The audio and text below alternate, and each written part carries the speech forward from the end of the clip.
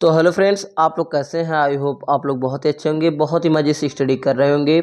तो साथियों, आज की इस वीडियो में मैं पर्यावरण और प्रदूषण पर निबंध लेके आया हूं, जो कि बिल्कुल आसान तरीका। वो आपको किस प्रकार लिखना है, कितनी हेडिंग्स रहेंगी, सब लेके आया हूं। अगर आप इस प्रकार पर्यावरण प्रदूषण पर निबंध लिख देते हैं एग्जाम या स्कूल में या बोर्ड एग्जाम में कहीं पर भी लिखेंगे, तो आपको पूरे के पूरे नंबर दिए जाएंगे, एक भी नंबर नहीं काटा जाएगा। तो साथियों, बिना रुकावट के वीडियो को स्टार्ट करते हैं।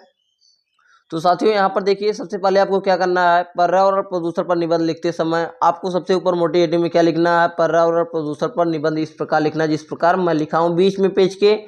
लिखने के बाद उसके बाद आपको रूपरेखा बना लेनी है। साथियों, रूपरेखा देखिए, मैं यहाँ पर रेड पेन से लिखा हूँ, लेकिन आपको ब्लैक व ब्लू पेन का इस्तेमाल करना। साथियों, रूपरेखा बनाने के बाद इसमें कितनी हेडिंग रहेंगी सब लिख दिया हूँ यहाँ पर। इसी प्रकार आपको सेम लिखना। देखिए, पहली हेडिंग क्या है, प्रस्तावना, और दूसरी प्रदूषण का अर्थ, और तीसरा क्या है, प्रदूषण के प्रकार। चौथी हेडिंग क्या है, प्रदूषणों के दुष्परिणाम, और पांचवा सुधार के उपाय, छठवां निष्कर्ष। तो साथियों, आपको पर्यावरण प्रदूषण पर इतनी ही हेडिंग लिखनी है। तो साथियों, इसके बाद देखिए अगली हेडिंग हम लोग डालेंगे।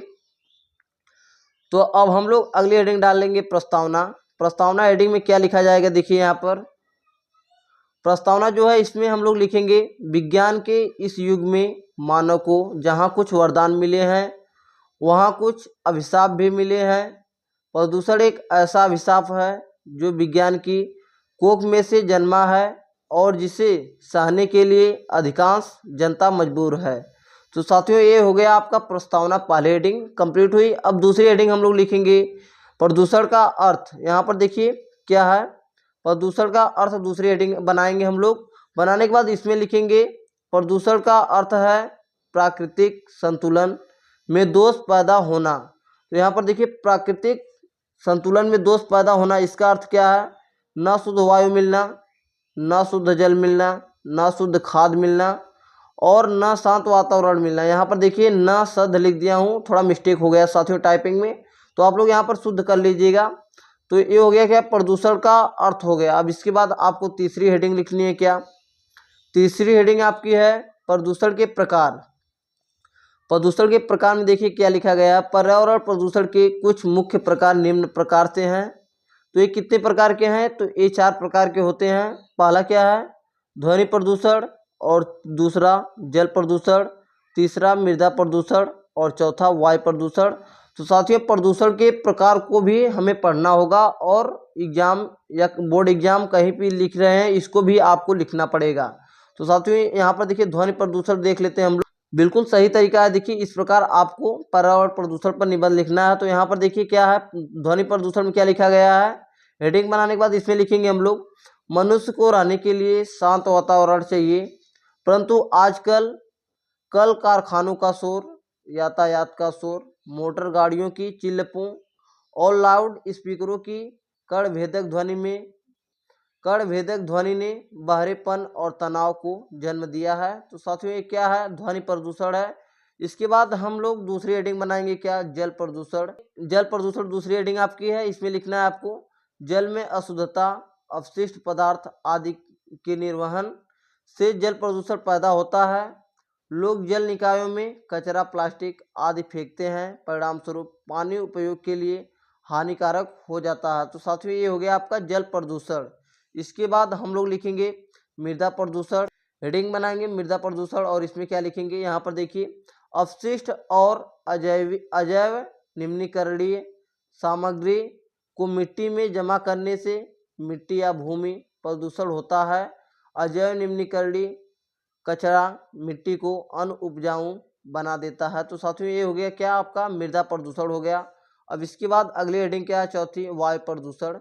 तो वायु प्रदूषण को देख लेते हैं। यहाँ पर देखिए, हेडिंग बनाने के बाद आपको इसमें क्या लिखना है, वातावरण में वायु को प्रदूषित करना वायु प्रदूषण कहलाता है। जहरीली गैस और धुआं हवा में मिलकर वायु प्रदूषण को जन्म देते हैं। कार्बन मोनोऑक्साइड और सल्फर डाइऑक्साइड जैसी विभिन्न गैसें सांस लेने के लिए अत्यधिक जहरीली होती हैं। तो साथियों, वायु प्रदूषण में इतना ही लिखेंगे। लिखने के बाद आपका जो है पर्यावरण प्रदूषण के प्रकार की हेडिंग जो है खत्म हो चुकी है। अब इसके बाद आपको अगली हेडिंग चौथी क्या डालनी है, प्रदूषणों के दुष्परिणाम। चौथी हेडिंग डालेंगे हम लोग प्रदूषणों के दुष्परिणाम। इसमें क्या लिखेंगे हम लोग, यहाँ पर देखिए, प्रदूषणों के कारण मानव के स्वास्थ्य जीवन को खतरा पैदा हो गया। प्रदूषणों के कारण न समय पर वर्षा आती है और न ही सर्दी गर्मी का चक्र ठीक चलता है। सूखा, बाढ़ आदि प्राकृतिक प्रकोपों का कारण भी प्रदूषण है। तो साथियों, ये हो गया प्रदूषणों के दुष्परिणाम। अब इसके बाद हम लोग लिखेंगे क्या हेडिंग, अगली पांचवी हेडिंग क्या है आपकी। तो आपकी पांचवी हेडिंग क्या है, सुधार के उपाय। तो इसमें क्या लिखना है आपको, किस प्रकार लिखना है। यहाँ पर देखिए, विभिन्न प्रकार के प्रदूषणों से बचने के लिए अधिक से अधिक पेड़ पौधे लगाए जाएं, कल कारखानों को आबादी से दूर रखें और उनसे निकले प्रदूषित मल को नष्ट करने के उपाय सोचने चाहिए। यहाँ पर देखिए प्रदूषित लिखना है, जो कि मिस्टेक हो गया थोड़ा टाइपिंग में। तो साथियों, इसको आप लोग प्रदूषित मल को नष्ट करने के उपाय सोचने चाहिए। तो इस प्रकार आपका रहेगा। तो आपकी छठवीं हेडिंग क्या है, निष्कर्ष। निष्कर्ष में साथियों हम लोग क्या लिखेंगे, तो यहाँ पर देखिए, बढ़ता पर्यावरण प्रदूषण किसी देश विदेश की समस्या नहीं है, बल्कि यह पूरे विश्व की समस्या है। आधुनिकीकरण हमें आरामदायक और आनंददायक जीवन तो दे रहा है, लेकिन दूसरी ओर इसका प्रभाव हमारे जीवन के दिनों को सीमित कर रहा है। इसलिए अब एक साथ लड़ने और इस समस्या से बाहर निकलने का समय आ गया है। तो साथियों, इस प्रकार आपको पर्यावरण प्रदूषण पर निबंध लिखना है। तो साथियों, यह वीडियो पूर्ण रूप से समाप्त हो चुकी है। अगर वीडियो अच्छी लगी हो तो हमारे चैनल को सब्सक्राइब कर लें और बेल आइकन बटन दबाना ना भूलें, जिससे कि हमारे वीडियो की नोटिफिकेशन सबसे पहले आपके यहाँ पहुँचे। धन्यवाद साथियों।